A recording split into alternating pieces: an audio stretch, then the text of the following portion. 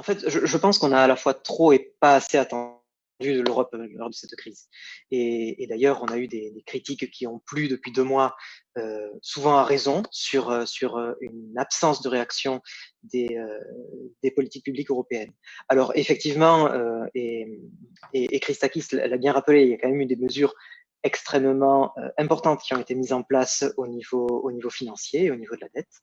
Euh, mais peut-être que les peuples européens, et principalement ceux qui étaient massivement touchés par cette crise sanitaire, attendaient des gestes plus visibles que ces simples modifications-là. Bon, il se trouve que l'Europe n'a pas ou très peu de compétences en termes de santé, donc forcément, on est vite limité dans ce genre de réaction.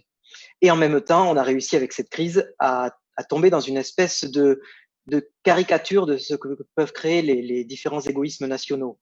Euh, on peut faire une petite dédicace à nos amis du gouvernement néerlandais en ce sens, qui ont été à la pointe là-dessus. Euh, Ce qu'on a vu, c'est des espèces de pinailleries durant les différentes réunions du Conseil, quand l'heure était effectivement à avoir un vrai point sur la table. Euh, et donc voilà, le constat que l'on a pu tirer de cette crise, euh, il est pas surprenant, il est pas nouveau. C'est que l'Union européenne, quand il a fallu avoir une action visible et énergique sur la scène internationale, bah, c'est un nain géopolitique, un nain qui s'est fait marcher dessus dès que la loi du plus fort a prévalu. Et ça, on l'a vu notamment quand on avait les Américains qui ont fait des détournements de masques sur le tarmac des aéroports chinois. Ben, nous, on était complètement le bec dans l'eau. Et ça, c'est une constante de politique étrangère des grandes puissances. Les États-Unis, c'est extrêmement visible maintenant avec Trump, mais ils font ça depuis des années. La politique étrangère russe, c'est encore pire. Et la politique étrangère chinoise commence à le faire. On voit notamment les tweets récents de l'ambassade de Chine en France qui montraient bien qu'au final, le mot diplomatie commence à être un peu vidé de son sens et surfait actuellement. Donc voilà, le constat, il n'est pas flatteur pour les dirigeants européens qui sont très ancien monde, plus royalistes que le roi et plus libéraux que les États-Unis au final. Alors à la question, l'Europe est-elle à même d'avancer des réponses et des alternatives? Ce que j'ai envie de répondre, c'est oui, mais il faut qu'il y ait un projet alternatif à proposer. Parce que sans projet alternatif, il n'y a aucune raison pour que les gens qui nous dirigent aujourd'hui, qui dirigent cette Commission européenne et la majorité des pays européens prennent enfin la porte. Ce projet alternatif, ça ne peut être qu'une réponse de gauche, ça ne peut être une réponse des différentes gauches. L'autre point de la question qu'il fallait vraiment souligner, c'est peut-on proposer des alternatives dans le cadre du fonctionnement actuel?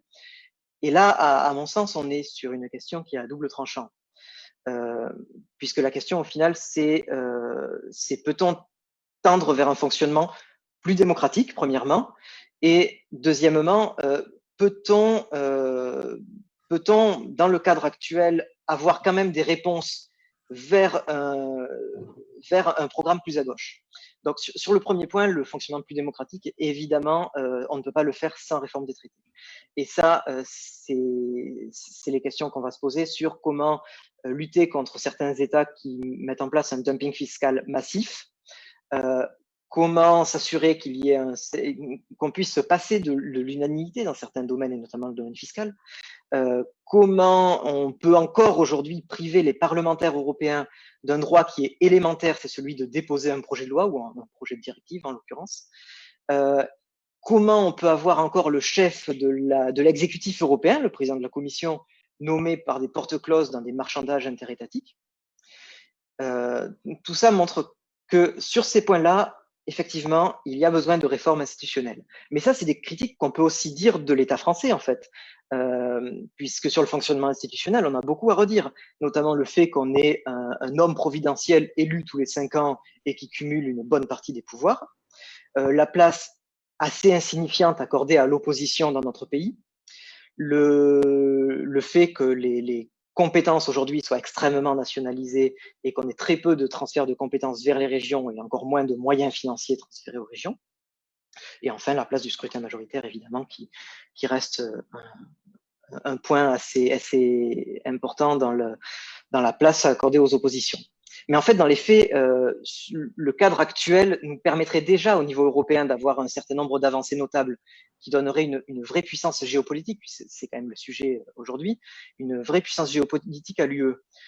Deux exemples précis, la question des règles de concurrence, puisque aujourd'hui elles sont tellement dogmatiques qu'elles nous empêchent d'avoir l'émergence de champions économiques européens.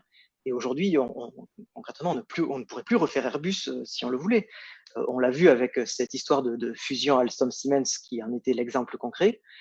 Et le second point, c'est la question des aides d'État qui limite aujourd'hui drastiquement la capacité qu'aurait un État organisateur à mettre l'appui sur certains secteurs stratégiques. Et on a nos concurrents internationaux qui ne s'en privent pas en sens inverse. Donc, ils n'ont pas ce genre d'atermoiement et au final, ça montre bien qu'en fait, on cherche à être plus libéraux que les libéraux sur ce point-là. Donc voilà, s'il y a encore un point peut-être à aborder, c'est qu'on a vu qu'aujourd'hui, l'UE est un nain géopolitique. Il y a peut-être la possibilité de réformer ça avec ou sans réforme des traités, mais surtout, la question qui va se poser, c'est quel intérêt on a d'avoir aujourd'hui une Europe puissance géopolitique.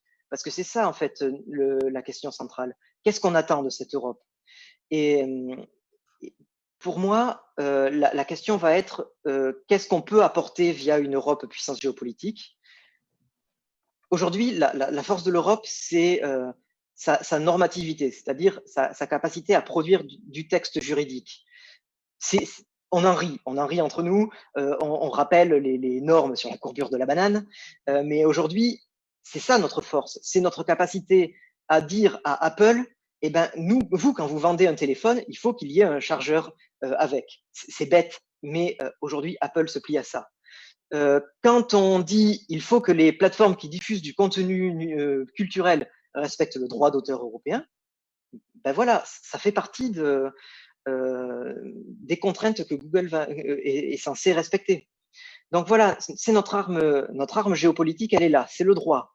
Et on peut y faire passer un certain nombre de messages. Ces messages, ensuite, qu'est-ce qu'ils vont être? On a des messages qui vont être… Je vous invite à conclure. 3 secondes, je finis. Les messages qu'on est en mesure de promouvoir aujourd'hui, de vraies mesures de gauche. C'est des mesures de protection de l'environnement. Aujourd'hui, la protection de l'environnement, c'est l'échelon européen. On ne peut pas le faire au niveau local ou national. Ensuite, c'est la protection sociale. Et là, je prêche quand même à des convaincus.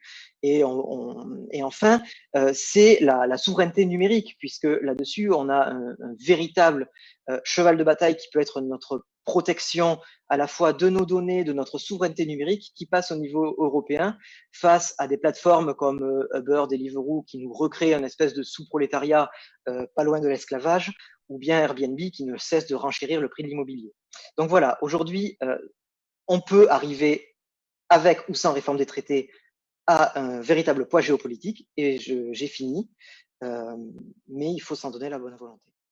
Alors déjà, si j'ai laissé entendre que l'écologie était complètement impossible à mettre en place au niveau local, je suis désolé, ce n'était pas mon intention. Au contraire. Non, je n'ai pas accusé de ça, hein, quoi, pas ça. Hein. Allez, on y va. On essaye de… Donc, au contraire, on avance. Au contraire, mon point là-dessus, c'était, et de façon beaucoup plus large, c'est de dire que notre intérêt aujourd'hui, c'est d'avancer sur toutes les prises de position qui seront faites au niveau, à l'échelon hiérarchique le plus adéquat.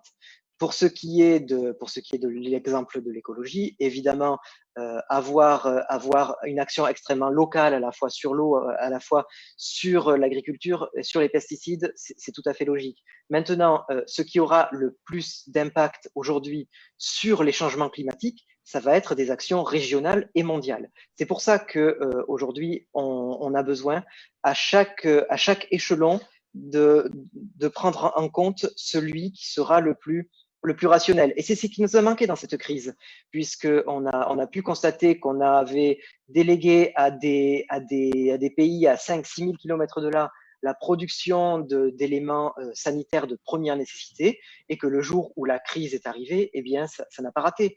On a eu le bec dans l'eau. Donc en fait, c'est simplement ça, c'est mettre en place un système de subsidiarité qui rapproche systématiquement à l'échelon le plus bas et le plus adéquat l'ensemble des prises de décision.